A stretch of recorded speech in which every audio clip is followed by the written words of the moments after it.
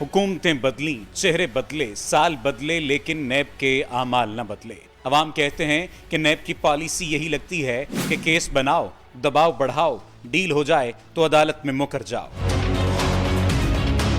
मुख्तलिफ सियासी जमातें नैब को ड्राई क्लीन फैक्ट्री और क्लीन चिटें देने वाला इदारा कहती रही हैं। उनका इल्जाम है कि नैब जब चाहे मुलजिमों को मुजरिम और मुजरिम को मासूम करार देता है। नैब प्रोसिक्यूशन के अदालतों में एक के बाद एक यू टर्न ने इसकी साख और मुस्तकबिल दोनों पर सवालिया निशान लगा दिया है। अपने कयाम से अब तक नैब हमेशा तनकीद की जद में रहा। सियासी वफादारियों की तब्दीली से हुकूमतों के कयाम तक नैब का किरदार ज़ेर बहस रहा। कभी सैफुर रहमान पीपल्स पार्टी रहनुमाओं को कौमी मुजरिम करार देते रहे, कभी शहजाद अकबर नून लीगी रहनुमाओं के खिलाफ करप्शन के सबूतों से भरे संदूक पेश करते रहे। हवाओं के रुख और हुकूमतें बदलते ही तमाम सबूत माजी के कब्रिस्तान में दफन हो गए। मुबस्सिरीन का कहना है मुखालिफिन के खिलाफ बेबुनियाद मुकदमात महीनों तक बगैर सजा जेलों में कैद करने और सियासी जोड़ तोड़ के लिए इस्तेमाल ने नैब का बुनियादी मकसद ही खत्म कर दिया।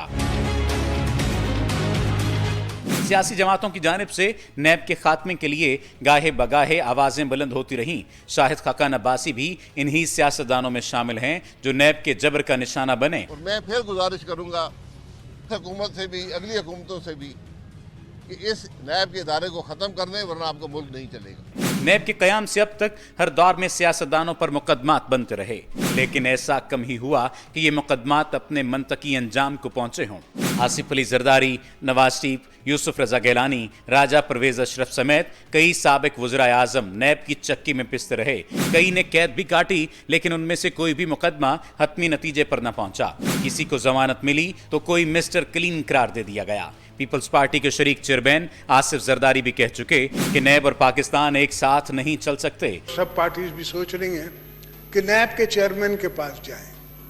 फिर नैब के चेयरमैन के पास तुम लोग जाओगे क्यों?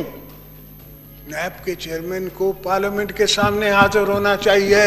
मुस्लिम लीग नून के कायदीन के खिलाफ कार्रवाइयों पर तर्जुमान मुस्लिम लीग नून मरियम औरंगजेब ने नैब को नून एहतसाबी ब्यूरो करार देते हुए कहा था कि एहतसाब सिर्फ नून लीग का हो रहा है।